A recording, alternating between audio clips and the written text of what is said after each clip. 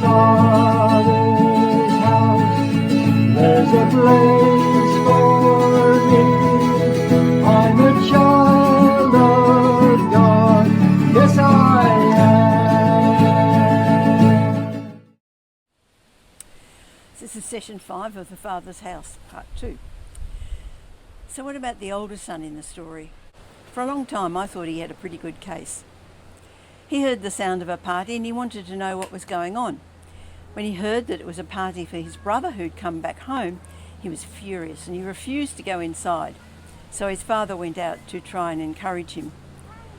His answer to his father was, "Look, I have slaved for you all these years.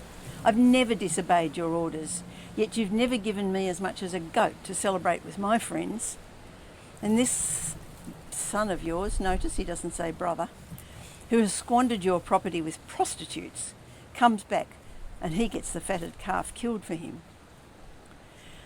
The older brother represents the Pharisees. They belonged to the Father's house, but they saw their belonging as slaving. They'd never been disobedient, and Jesus says this to them. They're the most law-abiding people you could ask for. They were meticulous in their obedience to God's law, but there was a distinct lack of love, especially for those who were regarded as lawbreakers. And their lack of love is highlighted by the way the oldest son refers to your son rather than my brother. They've disconnected themselves. Then there's a mention of squandering the money on prostitutes. Well, prostitutes have never been mentioned in the story, and so this is a judgment of the older brother, saying how degraded his brother has become. With the mention of the older brother, Jesus is saying to the Pharisees, "Look, you've been obedient, you've been faithful, but you lack love." They had no compassion for the sinner who repented, and they didn't see why a person should be accepted by God. And this is such a contrast to the way God sees things. He rejoices over every person who repents and is brought back into the Father's house. He says right at the end, "But we had to celebrate and be glad because your brother was dead and is alive again, was lost and is found." That's verse 32 of Luke 15. Notice here that he refers to him as your brother, not my son.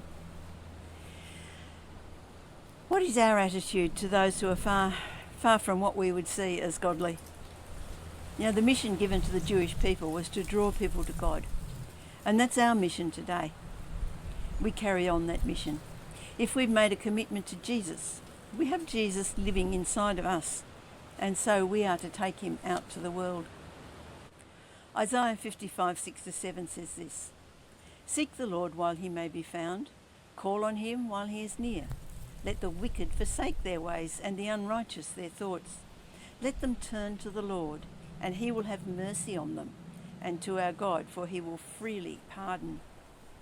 And then Isaiah continues the reason why. "For my thoughts are not your thoughts, neither are my ways your ways, declares the Lord. As the heaven is higher than the earth, so are my ways higher than your ways, and my thoughts than your thoughts." Let's learn to see people as God sees them, to desire what God desires, and that is that he wants us to help bring back the lost sons into the Father's house.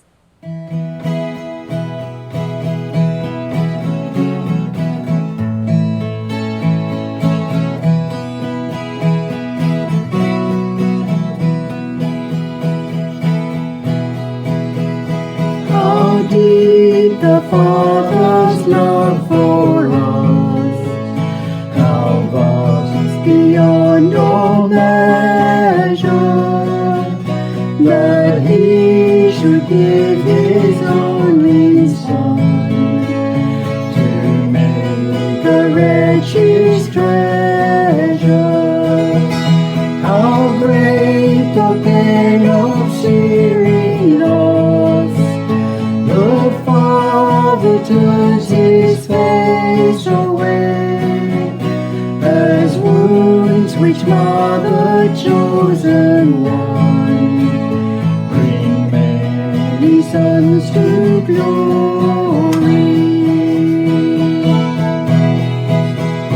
Behold the man upon the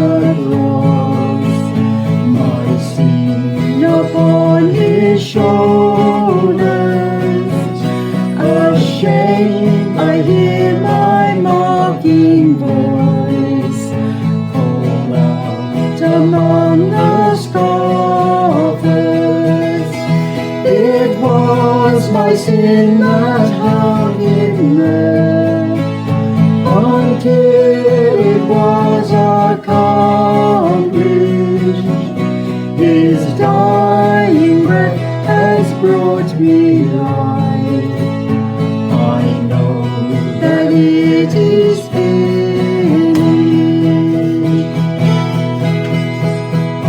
I will not boast of anything, no gifts, no power, no wisdom, but I will boast in Jesus Christ, His death and resurrection. Why should I gain from His reward?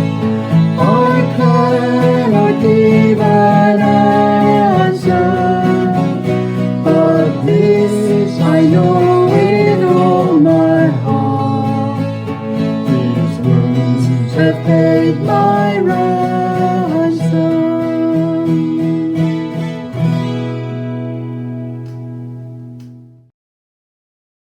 My Father's house, there's a place